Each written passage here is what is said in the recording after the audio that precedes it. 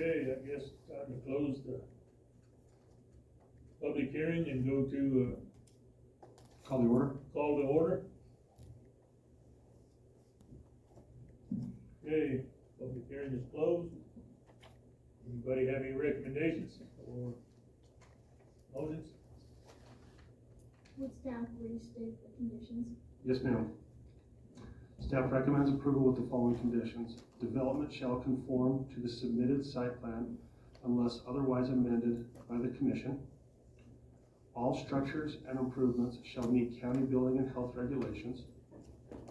Applicant shall maintain appropriate buffers and mitigate dust and drainage on site.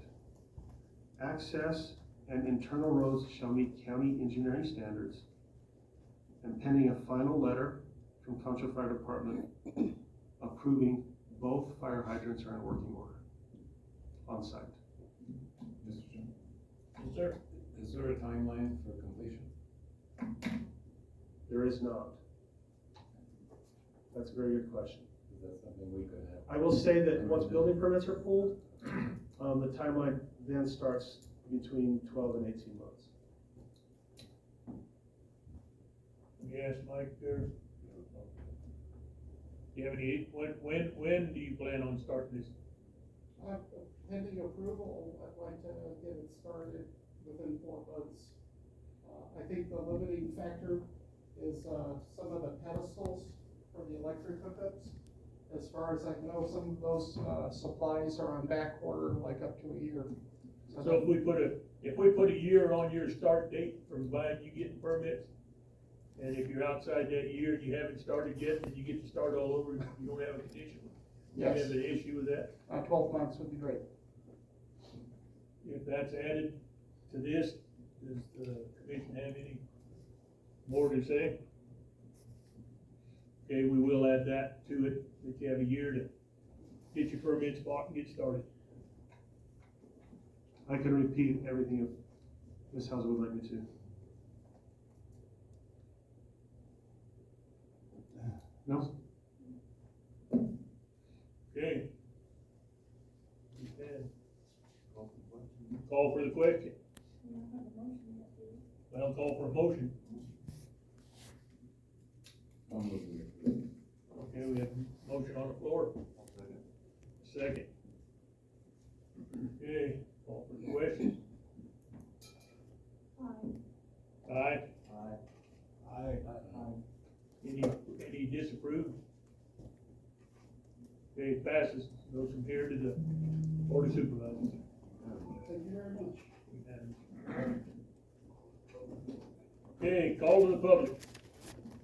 Okay, forms be turned in, I've got a stack up here on my desk, or on my desk here. Individuals may address the commission on any relevant issue for 3 minutes. Determined, that's, amount of time determined by the chairman. At the close of the call to the public, commissioners may not respond to any comments, but may respond to any criticism. So, And ask the staff to review a matter, and ask that the matter be placed on a future agenda. All right. I ought to shovel these up. Okay. Mark Sepke, am I saying that right? Close enough. Nobody's ever done it. You're the one that's right. Okay. You know, there's various reasons why every one of us are in this room. We all have different opinions. We all have different reasons for being here. Oh, I'm sorry, Mark, you need to give your name and address. Mark Saipke, 562 ACR 1122, Greer, Arizona. Okay. And we all come with our own agendas. Matt evoked Moses. I'm gonna evoke Solomon. I hope you get the wisdom of Solomon in making these decisions concerning the windmills and solar farms. good choice. 2023, Apache County took in $144.9 billion in tourist revenue. About 10.5 of that went into the tax coffers. I'm not understanding why we are possibly gonna lose revenue on a project where I can see them both existing. We had one comment a few meetings ago, somebody from one of the companies, told you guys that has increased tourism. I can tell you that's one spot on the East Coast, it's out in the ocean, and somebody did tour boats. It's the only one you can find. So why are we possibly gonna put an impact and a tear down on one industry in our county that we know works? In fact, maybe we could use some of the revenues from the other side to boost that particular industry. So I think the wise choice is to have it both ways. Which would simply mean this. Let's put into place the designated areas. These are not high tourism questions. Make them go there. The places that are high tourism areas, which this impacts, leave alone. Why can't we both exist? Thank you. Linda Whalen. Did I say that one right? Close. Close. You'll get it right. I'll get it right one of these days. I'm Linda Weiland, P.O. Box 1004, Eager. I'm speaking for the record as an Apache County resident with 20 years of professional county planning and zoning administration experience.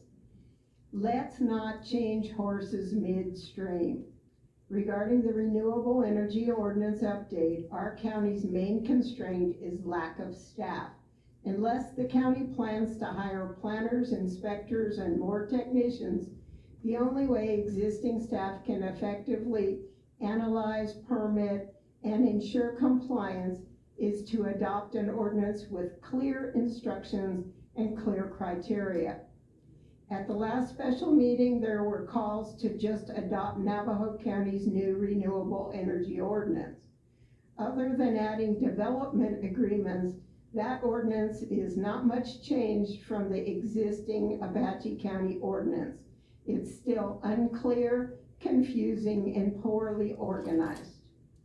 They did, however, add preferred criteria, requiring projects to minimize negative impacts on the landscape and the community, preferring sites with minimal visual impact near existing power transmission lines on previously disturbed land with low habitat and cultural values, and that provide wildlife migration corridors. Good stuff. Development agreements won't work well for Apache County, as they require extensive staff time and talent to negotiate fair agreements. They provide benefits for developers and place permanent restrictions on the county. They lack transparency, lead to inconsistency, and possibly favoritism or even corruption. And they leave the Planning and Zoning Commission and the public out of the process.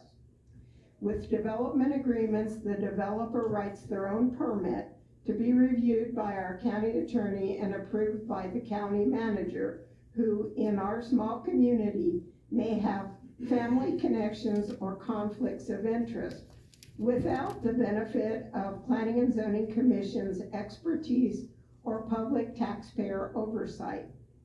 Without experienced impartial staff, the county citizens' interest will lose out every time.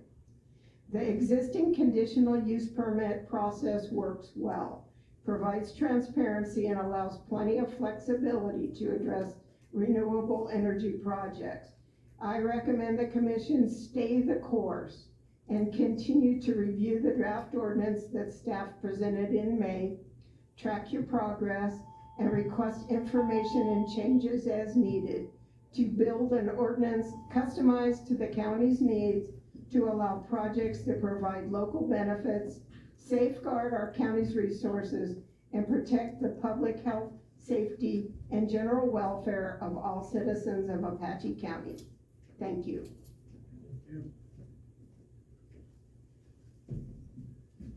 It looked like I signed this one, but it's Mark Osterman.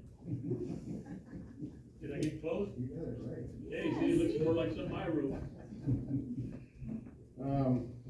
Go ahead and give your name and address. Mark Osterman, I'm at 1574 County Road 3140 over Vernon. And what I want to give you today is a scenario on, it's been brought up, the possibility of allowing private property owners to put commercial renewables on their property. The scenario is based upon some of the things that I've seen in the past, not necessarily with these, but you'll figure out which ones. And the other thing is, there's been a lot of research in other states that are about 5 to 8 years ahead of us for the implementation of putting in the wind, specifically the wind generators, and those on private property. Just to start with real quick is, once they get started, first thing that's gonna happen is the complaints will come in, and it's gonna come in from 2 different directions. One of them is gonna be from, the majority of them will be from neighbors that can see these things. They might be far enough away from, according to the zoning setbacks and everything. That's not gonna matter to a lot of these people. You're gonna get the complaints. More than likely, you're gonna get a few lawsuits filed or complaints filed, whatever. It's gonna happen. It's just the nature of the people. The other side of things is you're gonna get complaints and possibly lawsuits filed is the property owners that have a piece of property that just aren't quite big enough to meet the setbacks. And they're gonna figure it's unfair that this property can do it and I can't. And there'll be a few of those. People are gonna want them and just because somebody else has them. And they really don't care about what the zoning says. Let's skip ahead a couple for 2 to 4 years. That's when, through talking with several different people in different states, including some of the county people, that seems to be the timing on when these property owners stop getting their payments. They can't fight it, and it just happened. They're up against the big kid on the block on this when them payments stop. There's not much they can do. But what they do have a tendency to do is go after the counties. They approved it. They're the ones that signed the contract with these big guys, but county personnel is easier to go after. And they're gonna try anything they can to get their money back, especially when they know that the county's still getting their taxes and they're not getting nothing. That's gonna give some hard feelings out there on this. And it's, you know, I know the county's not responsible for that. They sign these things, but that's what's gonna happen. And it will happen. It's one of the most common things that happen is the payment to the private property owners.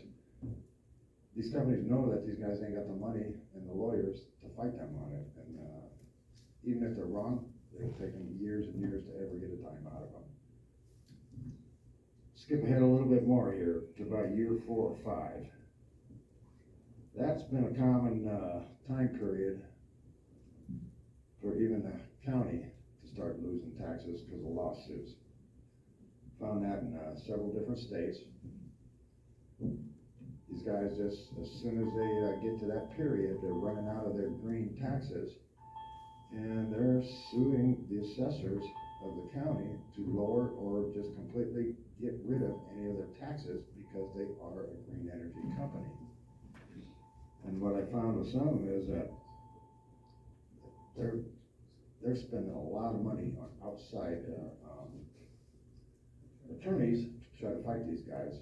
You know, the county is still not the biggest guy on the block when you're dealing with these types of companies. With that in mind, let's go a little bit further down the road. We're 3.5 minutes over time. I was gonna say, your time's up, that ringing, dinging. Oh, I'm Now sorry. is your time. All right. Well, Okay. nice. Okay. Let's see, I was gonna get this one, Tara Davis. Tara? It looks like Tara, T-E-R-A, is it Tara? It's like or Gone Tara? with the Wind. Let's not do Gone Tara with the disservice Wind. by Gone calling with her the Tara. wind, huh? I'm Tara Davis. I reside at 496 South Cordelia Street in Springerville. And I'm just gonna touch on some economic development reminders. Economic development is a sustained effort by communities to improve the economic well-being and the quality of life for the residents. Isn't that what we all want? Isn't that what all of our communities need? It's more than just economic growth, which is about increasing jobs and income.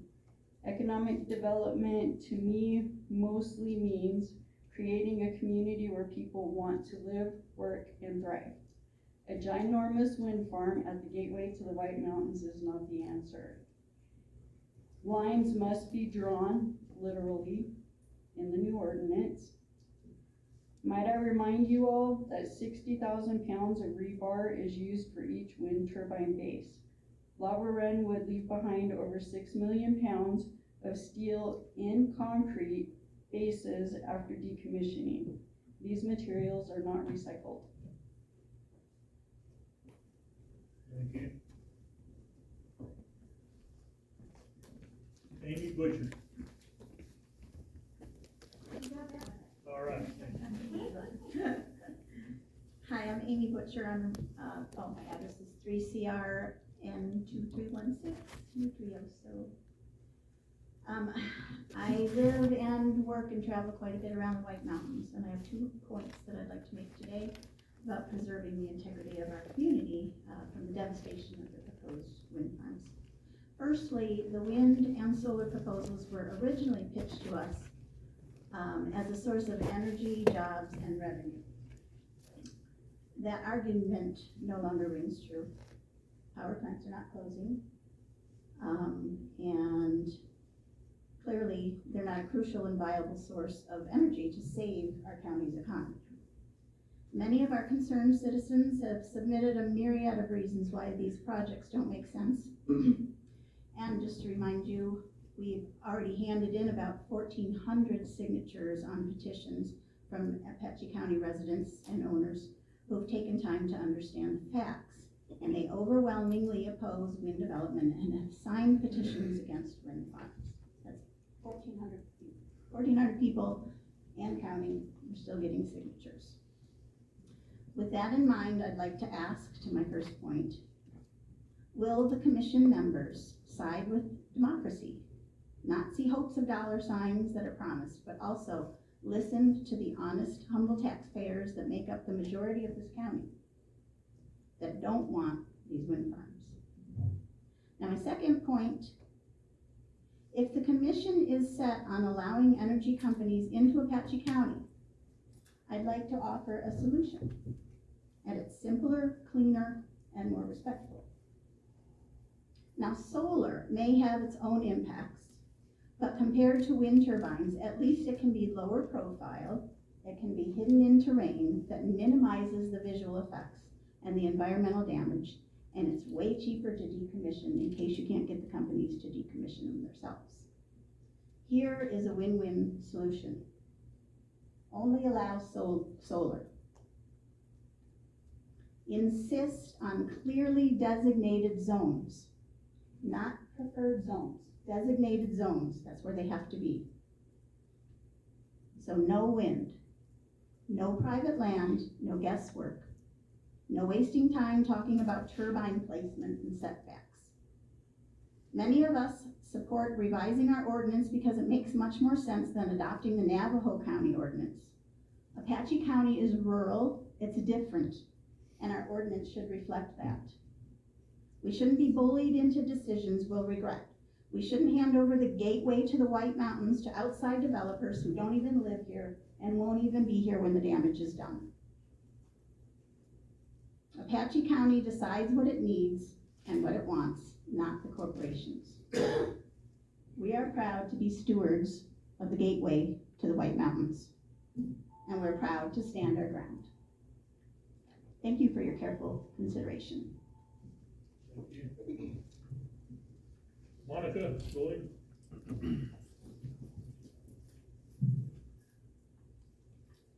Monica Banding, P.O. Box 1165, Springerville. In the June 25 working session, I clearly heard members of this commission indicate a strong concern for the rights of landowners who want to lease their land for renewable energy development. If there was never any detriment of allowing each landowner to totally do with their land as they see fit, we'd have no need for planning and zoning or ordinances at all.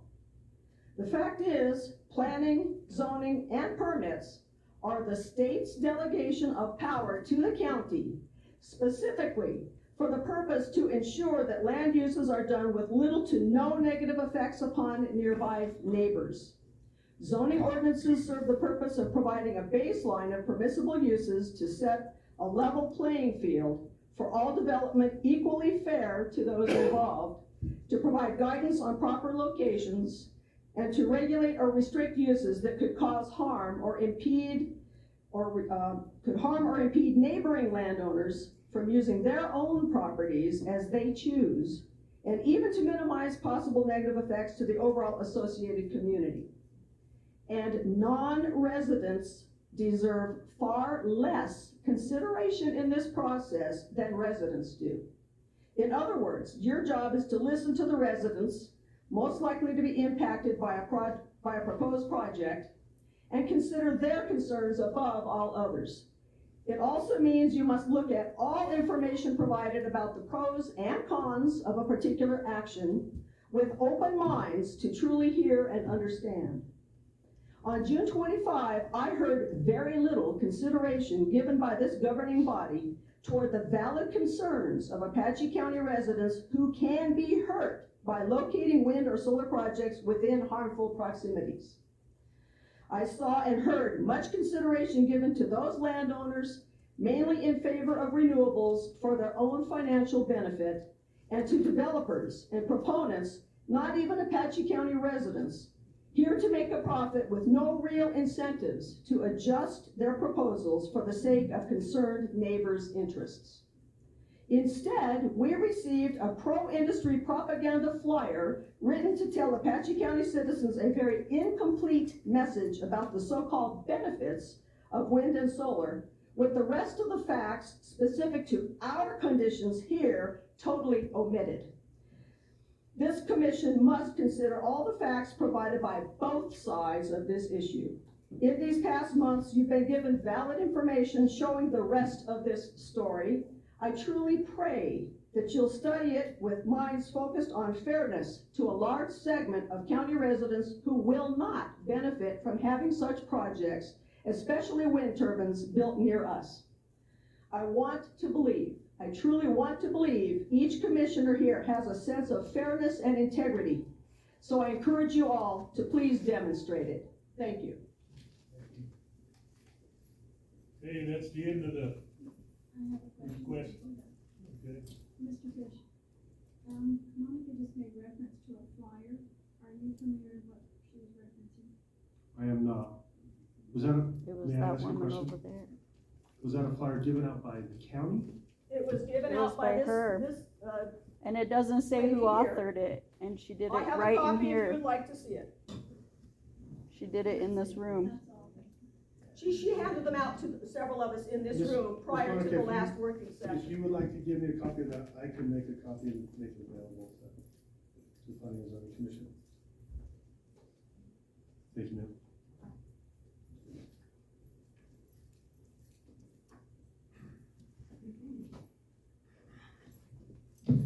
Okay, that was all the request forms.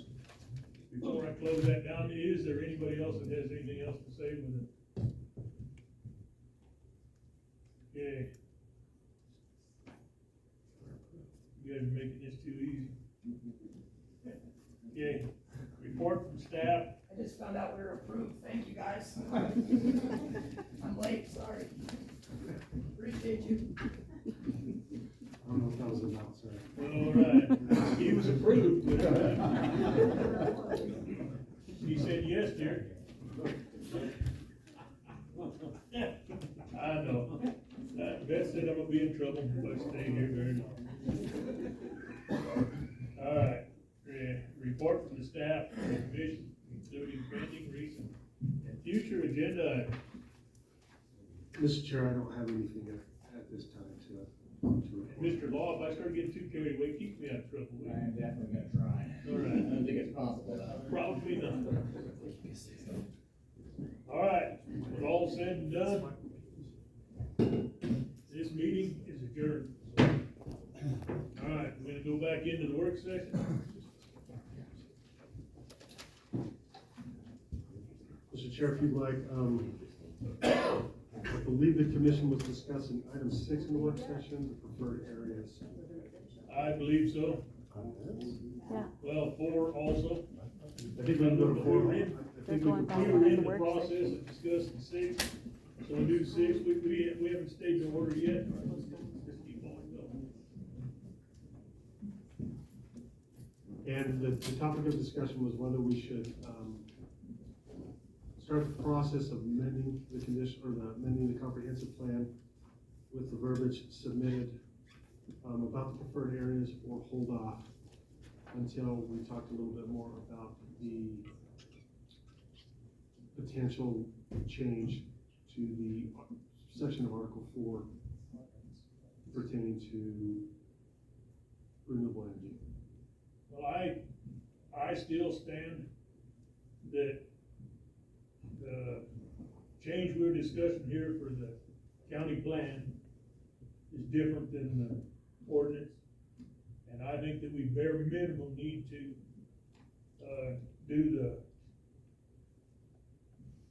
do the included areas as we described on our associated maps.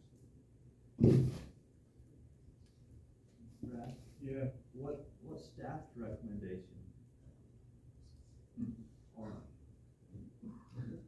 Staff doesn't want the gallery to read into this, but because your work. I have learned in my short tenure here that I get both sides of the argument. I absolutely get both sides of the argument. But I have learned that I like to keep all options available to me and to not paint myself into a corner with specific preferred areas. Now, that's not to say that in the next special working session, we couldn't, or when I say we, the commission couldn't make the decision to go ahead and place that on an agenda and approve it. I'm simply saying, I think, I don't like that, it could potentially create a situation where we have limited ourselves on working out a new renewable energy ordinance. That's all I'm saying, and I don't know what that is. I don't have any scenarios. I'm not trying to be a conspiracy theorist here. I'm not trying to placate to the gallery. I'm not trying to placate to industry. That's not what I'm saying. All I'm simply saying at this point in time, as a planning director, I just like all options on the table. Well, I'd like to come back, and this again is part of what we've been working on all along. This was what we was working on until we got told about these developmental agreements that Navajo County signed and did. And I'm gonna bring this up right now. I've done some research on the developmental agreements. Okay, what the developmental agreements do is take it away from the citizenship of the county and give it to our county board of supervisors with the help and aid of the lawyers and other people, okay? So it does away with conditional use permits. It does away with the meetings from the people having their voice. And this is what Navajo County did. They took it away from their county taxpayers and went to where they can make an agreement with a bunch of lawyers from a power company without the say and word and speak of the community members. And I personally don't believe that's something we need to look at, but I think that we were to the point where we spent a lot of time drawing these areas out and discussing these areas, and we come to the point where we were gonna vote on it, and somebody come up with something new last month, and now we're gonna throw out everything we've done and start over again. I don't believe that's where we need to be. Michael? Just looking at, the preferred areas and then the areas that aren't preferred, it seems like you're giving them a choice that's the same. They either can way that we can make an enticement that if you do the preferred area versus the unpreferred area, that maybe the setbacks are 3 times, or there's some other kind of requirements that make it a little more difficult in the areas where we don't want them to be, versus the preferred area, we're gonna make it easier for you, or not easier, but we're gonna have it, that's what we wanna have happen. In the areas we don't want it to happen, put some negative things on there to make it more difficult for them to decide to do that, or maybe not cost effective to do it. I personally prefer that we make it not a preferred area, we make it a mandatory restricted area. This is if you're gonna do it, this is where you're gonna do it. But the way things are written at this time, it still leaves it open for the conditional use permit. I asked the attorney, and he said, if I'm not mistaken, he said we couldn't do that.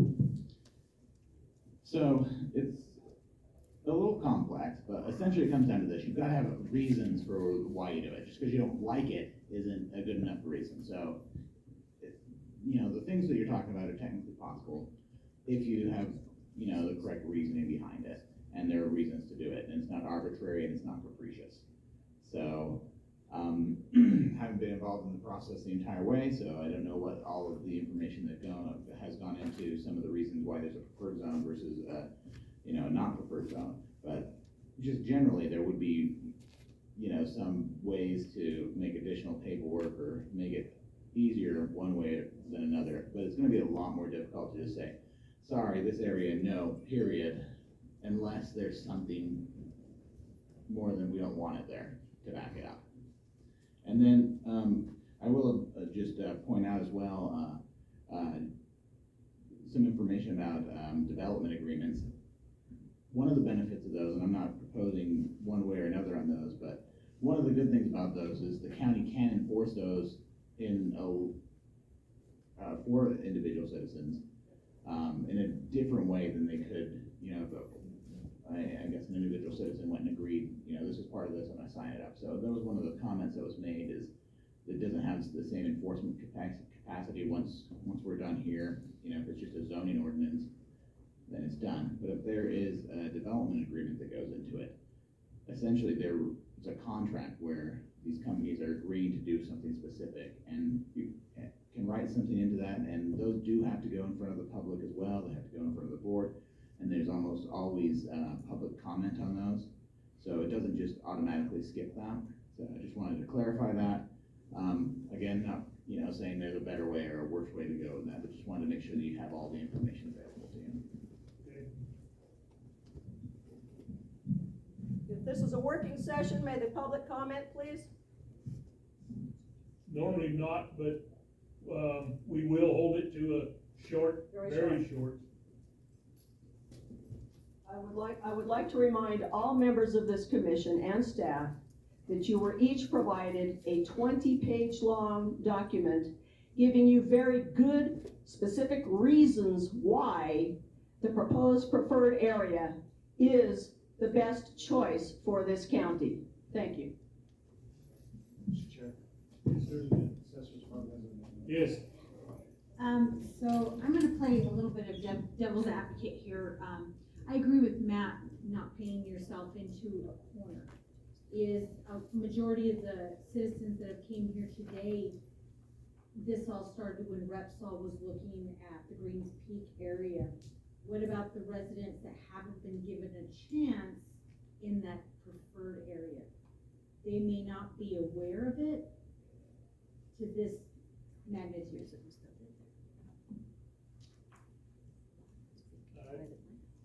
I agree with what you said there. I'm just gonna add something. I think just by the very discussion that we're having right now, common sense says that we probably need to discuss it further. That's what I feel like. I'm not saying against it, but I just feel like we've already set a meeting to discuss it, and I'm not necessarily against it, for it or not. I mean, ultimately, I'm gonna have to recuse myself from the vote anyway, but since I'm on board, I just feel like there needs to be more discussion, because there's a lot of different opinions. And you gotta be careful there, Travis, if you get from, Yeah, so now, our county has told us something different in the past. but other attorneys have told me if you're gonna recuse yourself from the vote, then you need to recuse yourself from the discussions also.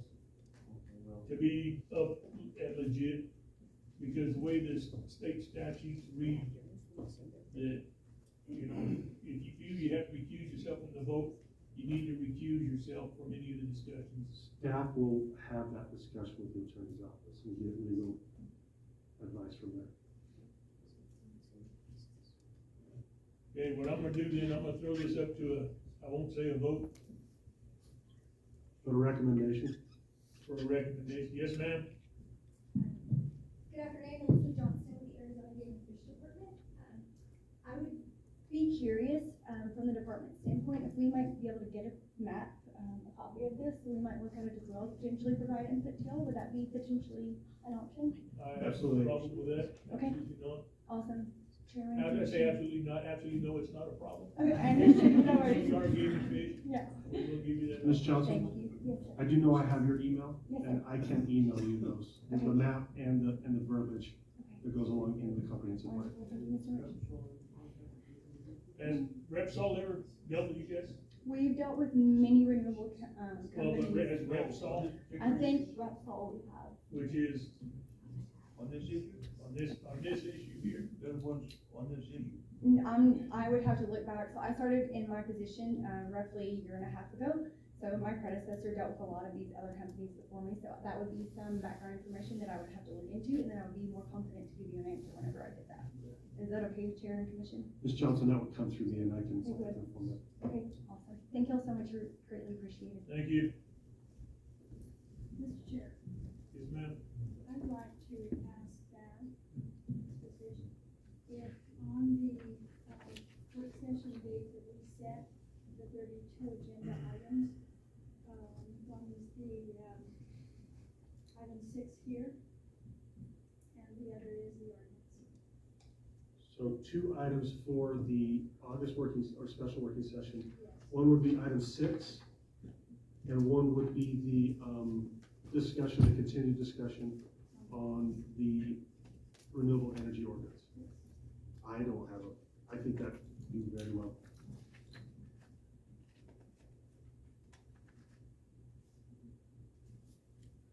Sure, Yes, what sir. was that working session? I just, off the top. Just one quick question.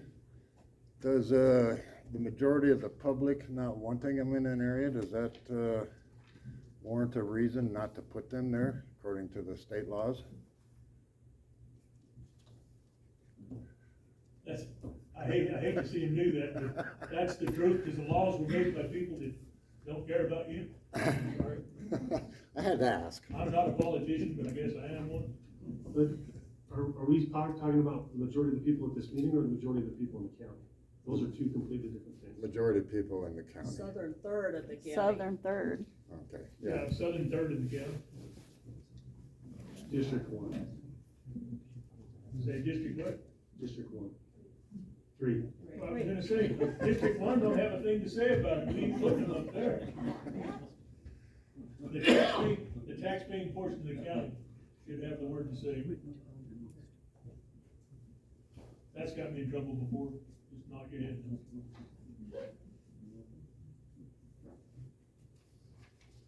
All right, I'm gonna go back to what I was asking here a few minutes ago. Just as a kind of a referendum for me. I know you said, Travis, want to carry it on later date. Michael, yourself? I could carry on later, yeah, I think the case said there wouldn't be a reason to discuss this. That was my understanding. Yeah. She put it on the meeting, and so why would we? Okay. All right, if that's where we're at now, Kay out Randy. You're all right, kid. Beth will protect you for sure. Okay, are we done with item 6?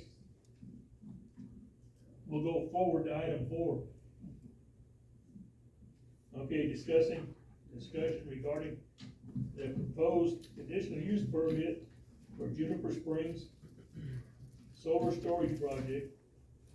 This item is scheduled for public hearing on August 7th Planning and Zoning Commission agenda. Okay, just so everyone's aware,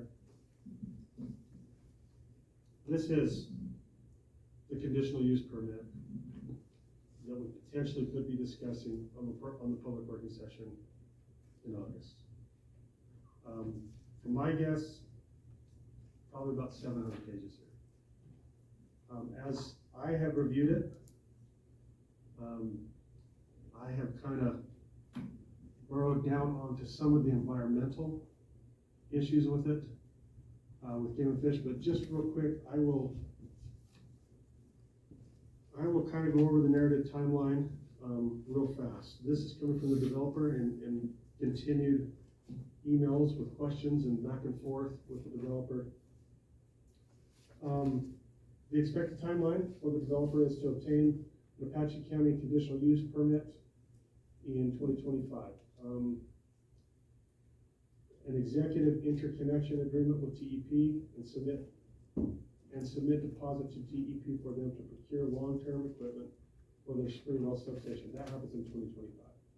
2026, finalize solar land lease agreements with the Arizona State Land Department. 2026, executive power purchase agreement with TEP and or other utilities that can buy power at Springville Generating Station. 2026 to 2027, advanced design and engineering work, continued coordination with the county for the development agreement and or road maintenance agreement. Whatever works for the county. Later in 2027 and early 2028, finalizing engineering, submitting final plans to county for building, grading permits, submitting major equipment purchase orders, and beginning construction work in 2028, 2029. Construction, approximately 2 years, late 2029, early 2030, complete construction, commission, and project beginning commercial operations. So we've got a timeline for about the next 5 years. There's always been a discussion back and forth, what comes first, the chicken or the egg? Do these companies procure an agreement with the power companies to supply power onto their transmission lines first, or do they procure a conditional use permit from the county? The answer that I have come to the conclusion is over and over and over again is they typically procure a conditional use permit from the county because the power company's not even going to really talk to them or pay attention to them unless they have permission to operate or permission to set up shop in a particular area. So there's that. Then there's the sort of, do we have, I don't know if we have the map showing the area. I think everybody understands where the area is. It's 5 acres. 5 sections. 5 sections. That was a gross misrepresentation right there. 5 sections of Arizona State Trust land. It's kind of in an L shape, straight east of TEP. So that being said, there are two different ideas of how the property will be accessed. That one way is to say that the developer, construction workers would access the property through the TEP access road. My guess is probably skirting the south end of TEP's private property onto the Arizona State Trust line. The other is to go out to 6040 road, which is what we all know as a Fence Lake Road. Is obviously, I call it the old dump road, have my whole entire life, because I'm old enough to remember when the dump was out there. The old dump road or the Fence Lake Road that goes out to 6001, which is a branch off just past what I would call the Double Mills, and then it runs into that property where Elk Valley Ranch is in that area. So my personal, my guess is the TEP is going to say, no, you're going to go around, you're not going to come through our property. Maybe if they procure a lease agreement with TEP to sell them power, TEP will give them access. So that opens up a whole range of questions. Who's going to maintain the road? By the developers' estimates during construction, they estimate about 120 trips a day on that road. So that's 60 going out, 60 coming in. And keep in mind that there's going to be heavy equipment that goes out. There's going to be graders and dumpsters and backhoes and things that go out. There's going to be trucks with flatbeds hauling solar panels and solar panel, what's the word I'm looking for? The things the solar panel goes on, sorry. Racks. The racks, concrete companies going in and out of there. So there's going to be damage to county roads. So then it becomes an issue of, okay, who's gonna pay for the damage to the roads? Are we gonna have a development agreement with the developer to maintain roads, to pay us to maintain roads, that sort of thing? Are we going to try to get some type of development agreement that says we can chip seal those roads or pave those roads? I don't know. So these are things to consider. Then there's the environmental issue of clearing off and fencing off 5 sections of acreage out there. Just by my own count, when I went out to hang signs several weeks ago, I happened to see 5 doe antelope and 2 buck antelope just in that area. Being probably the only, Mr. Johnson doesn't need to recuse himself on this, but I mean, he's an area resident because it's his property. There's water at the northeast of the property and there's water at the southwest of the property. Am I correct in saying that? Yeah. Mr. Johnson? Mr. Johnson maintains that water. He hauls that water, correct, Mr. Johnson? So that is an area for wildlife. Right now, there is no other water out there. Mr. Johnson, am I correct in saying that? You are correct. There's no dirt tanks, there's no creeks running, there's no washes running. That is the only water. So those are things to think about. There's the best pinon collecting there is in this part of the county. When I was a kid, we cut Christmas trees out there. And I can't tell you how many countless pinon trees I cut down and my parents burned in the fireplace. So, along with fence posts and everything else that goes along with stuff out there. There's a lot of stuff to talk about and to procure. I would like to kind of maybe burrow down or nail down a little bit on some of the environmental stuff. In my possession, from the developer, I've received 2 letters from the Arizona Game and Fish. One dated December of last year and one of February of this year. In said letters, the regional manager, Ms. Johnson, help me, Hazelton, is that? It's Mr. Aaron Hartzell. Mr. Hartzell has given some recommendations of things that he would like to see. You've got a number of different animals, not just the ones we think of, not the,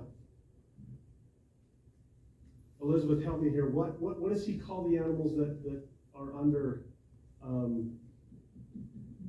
that we get a hunting tag for? He calls those, So we have big game, our terrestrial wildlife, a lot of big game species that everybody would draw a tag for. not just the big game that people would draw a tag for, but we're talking about all the different little birds and the. Other animals and wildlife. Sure. Small game, big game, riparian species. So, to the best of my knowledge, at this point in time, there hasn't been a lot of discussion about some of those recommendations. Staff, or if the commission likes, I can get those letters directly to each and every one of you so you can review those letters. It's a 2-page, 3-page letter where there's some recommendations there. Talk to the various fire departments in the area. Technically, I called Round Valley Fire Department yesterday. Didn't get an answer, but in talking to St. John's Fire Department or St. John's Emergency Services, got a little bit more of the clear picture. TUP, if I understand it correctly, has their own EMS and fire departments on site, so they can get to an emergency quickly. Talking to Chief Kirk yesterday, if they need assistance, typically the whole county comes running, just like when we have some of these fires. But specifically, historically, if a private citizen in Elk Valley Ranch calls for an emergency, it is typically St. John's that goes out and services that emergency, because St. John's has the access. It makes more sense for St. John's to leave here than it does for Round Valley to drive all the way through here and then go out the 6040 onto the 6001 road to get to an accident. Even though this area is considered to be in the fire, or the Springerville Round Valley Fire District. So what does St. John's, what does Round Valley recommend as far as fire suppression? I haven't got a hold of anybody at Round Valley Fire, but I did talk to Chief Kirk yesterday, and I did forward him some information so he could start looking at it and give his recommendations if it was finally decided that they would be responsible for replying to emergencies out there, what he would like to see as conditions of the conditional use. There is a lot of stuff here to begin the process of talking about. I honestly think that we need to break this up into different sections to begin the process of working these things out. And I'm not sure that all of those issues can be at least talked about and have a general idea. That can be done by this August. Boy, wouldn't it have been nice to have those letters from Game Fish when the state subdivided everything out here, huh? We did provide, I know a little separate topic, but we did provide our letters to the county whenever we submitted them to the developers and consultants. 30 years ago when they subdivided, huh? I don't know if that's 30 years It's ago. not. No, yeah. I'm sure Miss Johnson was not thinking about It's not there. making a living at that point. Because I sure don't see any antelope between here and Shoalo anymore. I see it. Don't tell Beth that.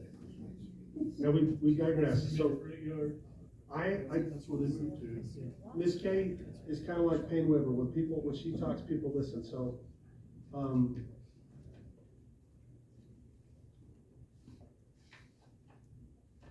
not saying in courtesy, but then there's the applicant. The applicant deserves this conditional use permit to be considered in a timely manner. They have deadlines, they have things that they're working up against as well. There might be people out there in the gallery that say, so what? But we're trying to get through this as quickly as possible. Ms. Linda talked a little bit about, the staff's shortfalls and the staff's, how small the office is. It is what it is. That's what we have to work with. I'd like to ask a question to the applicant, if it's, Mr. Alex? come on up. I'd like to know with the executive order that President Trump signed yesterday, cutting you guys, not just you, but solar, wind, whatever, off of tax incentives, or I call it other things. But how is that going to affect you guys? Are we going, or are we like that snake that got a hold of a tail and kept swallowing until pretty soon he figured out he was the only one that he was eating?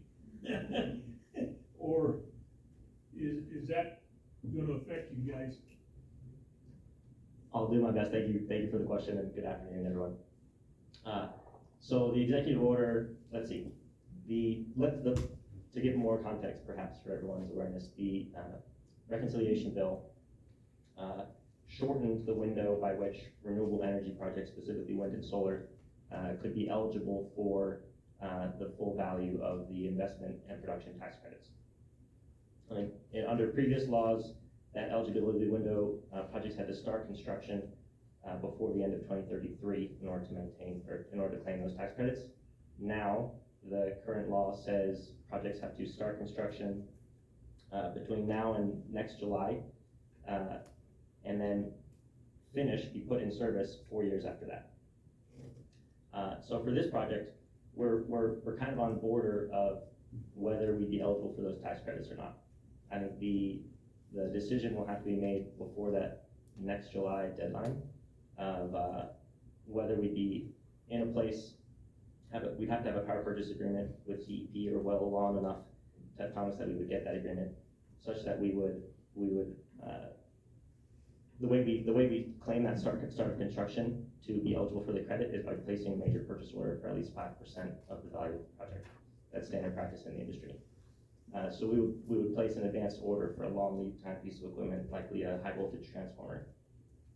Now, if the executive order that was signed earlier this week, that directed the Treasury Secretary to review how companies like ours do those long lead procurements to claim that start of construction for tax credit purposes. there's a decent chance that will no longer be a viable way to claim the tax credit. In that case, this project would likely not be eligible for the tax credit. Now, in my professional and personal opinion, solar energy is not going anywhere. Rather, it will continue to be a significant portion of the state, the regions, the country's electrical system. Arguably, the tax credits, for those who aren't aware, we essentially pass those through to make a lower price of electricity for the utilities. So now it's just going to be, the price of solar will be slightly higher than it was before, but it is still going to be very competitive with the alternatives. It'll be cheaper than coal, almost certainly. It'll likely be competitive with gas at today's low gas prices, but as we all know, the gas market can be very volatile. Recent history has shown that gas prices can be significantly higher than they are now. So the way that utilities that see solar projects, and wind projects for that matter too, is it's an opportunity for them to lock in 20 years of a guaranteed price that they're comfortable with. So I could go on further, but I'll stop it there, just to say that we're here for the long run, and solar is here for the long run, and I don't think that losing the tax credits will kill this project. So you will pursue it even without the tax credits? Absolutely. Okay, that's my question. In his, In your opinion, yes. he's got corporate way above it. Thank you. Yes, sir. I'm not tuned in. Are you on down to 5 sections, private or state? These are all state trust land. And what are your current or up to this point interactions with TEP? We've bid the project a couple times in previous procurement cycles for what we call offtake, which is, we hope to get that power purchase agreement. We were not selected in prior years. I can say one of the reasons for that was because we did not have the county permit, going to what was mentioned earlier. The utilities score projects that have their county entitlements much higher than other projects when they review the full slate of proposals. And then, so that's one side of TEP. The other side of TEP that we've had a number of discussions with since 2020 is the interconnection side. And so that was when, back in 2020, we submitted to interconnect the project to their grid at the Springerville substation. And since then, over the course of 5 years, they've done numerous rounds of what they call system impact studies and facility studies to verify that they can connect our project to their system safely and reliably. And part of that also is they determine the number of upgrades and the cost of the upgrades that will be needed at the Springerville substation. So when Mr. Fish here mentioned that once we execute that interconnection agreement with TEP, which we hope to do later this year, we also owe them a deposit for the high voltage breakers that they will need to upgrade the Springerville substation. One more question. Yeah. Yes, sir. Thank you. Follow up on Kay's, on the map and the letter provided, it shows that this project is all on state trust land. That's correct, yes, sir. On the conditional use permit, some of the parcels listed are showing up as private ownership. Why would that be? So I believe they're just showing the list of neighboring parcels. Those are the Elk Valley Ranch parcels. Mm-hmm. That was not our intention, so we'd be happy to provide a list of the neighboring private parcels, but our project itself will be sited solely on state land. Has your company or the state, have you come to an agreement with the permittee holder on the grazing allotments?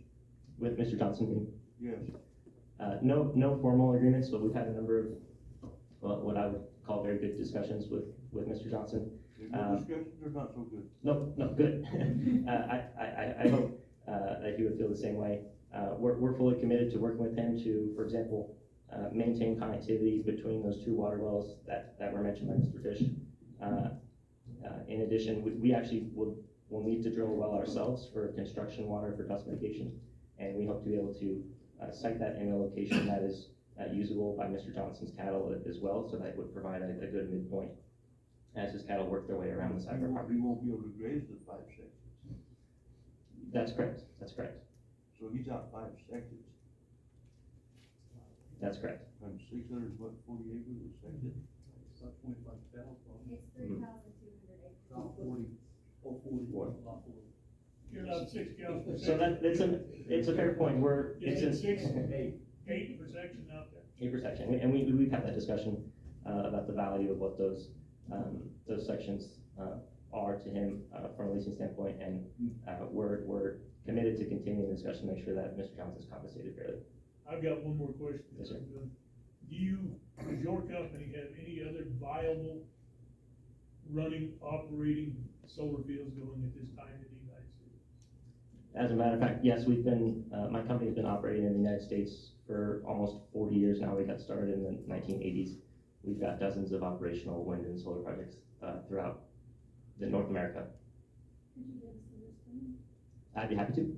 I'd also refer you to, our website.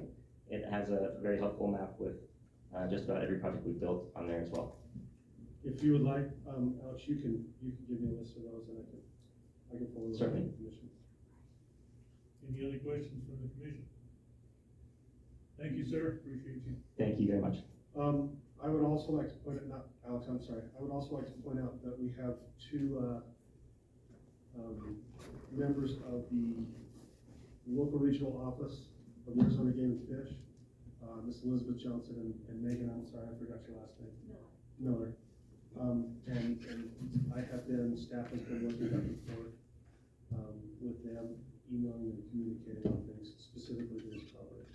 One question that I would have for either of them, seems like Elizabeth's doing most of the talking. Elizabeth, if you want to, step up, or Megan, what has thus far, what has the discussion been like with this specific project with the developer? So this is my counterpart, Megan Miller. She's our habitat specialist here for the region. Megan was the lead on this project, but we also, a lot of times when it comes to renewable energy, we work together to make sure that we as a department are providing the best recommendations from a state agency to these developers and consultants. So, original communication was started on November the 18th. That was the first contact that we had with this company. And the last contact that we've had with them was January 23rd of this year. I'm sorry, I didn't catch that yet. January 23rd was the Okay. last contact that we had. And so with that, we have provided recommendations, and so just to let everybody know in the audience and as the commission, we as a state agency, Arizona Game and Fish Department, is not a regulatory agency, so whenever we do provide these recommendations, they are strictly recommendations. However, they are what we consider the best recommendations for all wildlife on the ground, conservation of habitat and riparian areas as well.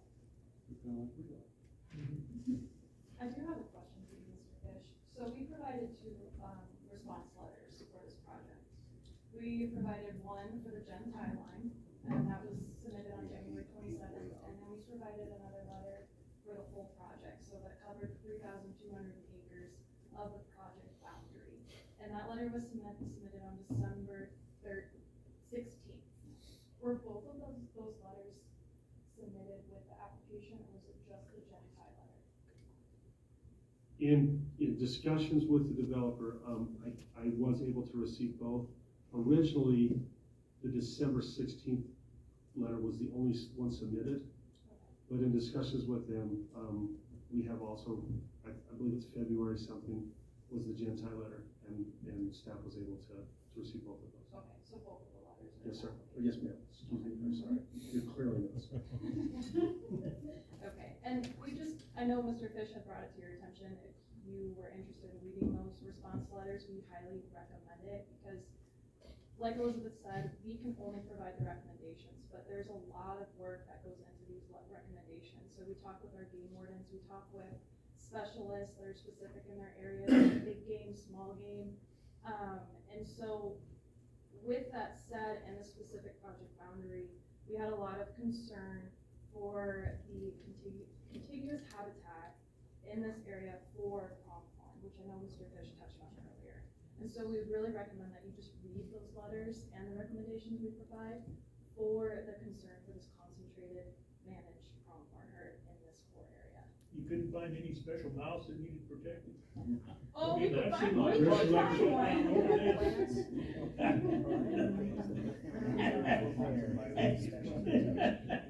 Hey, let's not get Game of Fish started. I've got a couple questions for you. You have questions for me? No, for them, for my wife, not. I think they're ready to answer. So my wife watered animals, so.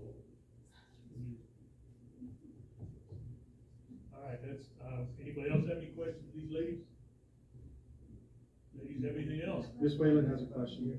Oh, I'd just like to comment that when the county considers, preferred energy generation area, it might be good to work with Game and Fish to, like, put, migration corridors or other recommendations to protect the, wildlife.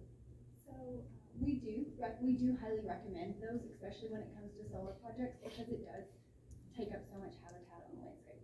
Wind turbines are one thing, big game can still migrate through those. The big thing with wind is a lot of avian species, raptors, bats, things like that, that we, see a lot of fatalities with.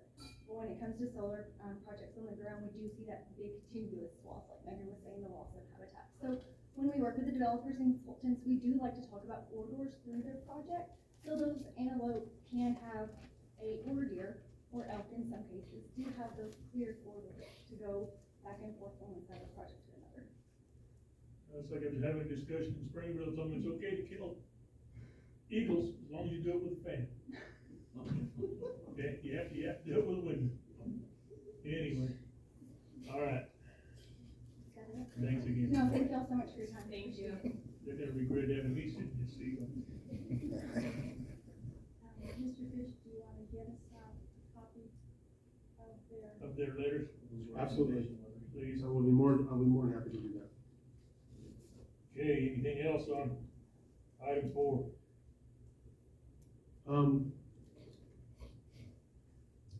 So, question before the commission.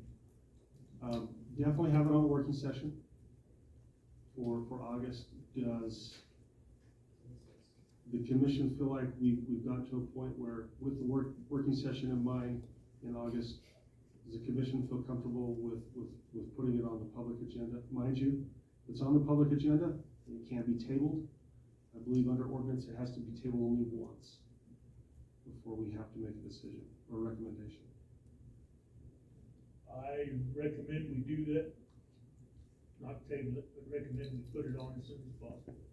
So we can, On the public agenda. on the public agenda as soon as possible. Anybody else on the commission have anything to say on that? Okay, let's get her done. Okay.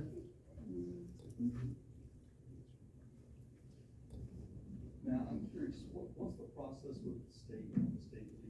And then, I mean, are they getting permits through the state and they're contingent on county approval, or what is how does that work through the state versus what we're doing here in the county? Mine would only be speculation at this point in time. Maybe Alex could answer a little bit more about that.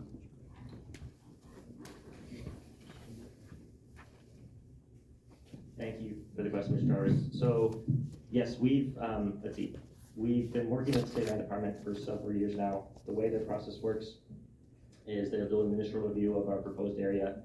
Then they issue what's called a 37205B letter, which directs us to perform a number of surveys and studies. It's a class 3 cultural survey of the entire area, of what's called a phase 1 environmental assessment, and then a full land title alpha survey. So we did all that work. In preceding years, we've submitted that to the state land department for their review. They're finalizing an appraisal of the land on their end, and then they'll use that to determine the rental payment. And then at that point, we'll come to a agreement on the final terms of the actual solar lease. And then that solar lease by state law has to go to a public auction. And then we'll go to public auction, we'll, knock on wood, win the public auction, and then sign that lease, and then we'll have full authority to build the project, of course, condition pending county permit approval. So the way that we're working with the state land department on this is in coordination with them, they've also seen our county permit application. They've directed us to proceed to get the county permit first, and then we'll finalize the terms of the lease and go to the auction, if that makes sense. Thank you. So, it's mandatory that the state has to work with Apache County on this condition project. Or it's mandatory that they're informed. Huh? That they're informed of the steps of the process. Work with? They're available to work with, I suppose, yes. I'd be happy to get you in touch with the folks that we're working with.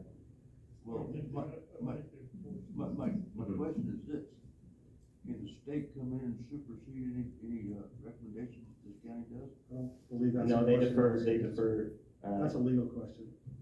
What they've told us is that they deferred all permits and entitlements to the local jurisdiction, in this case, the county. It's a legal question.